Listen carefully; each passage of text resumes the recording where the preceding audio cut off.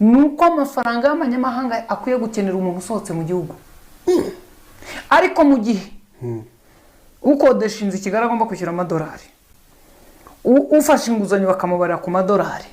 Niba njya gushaka iyi telefone bakambwira amadolari iragura wenda amadolari 100, njyewe iyo nguhaye amadolari 100, kuwa mbere naguhaye ibihumbi 130, kuwa kabiri nanone nkaguha amadolari 100, mu manyarwanda nguhaye ibihumbi 132, kuwa kane ndagaruka nkaguha amadolari 100, ariko nguhaye ibihumbi 137.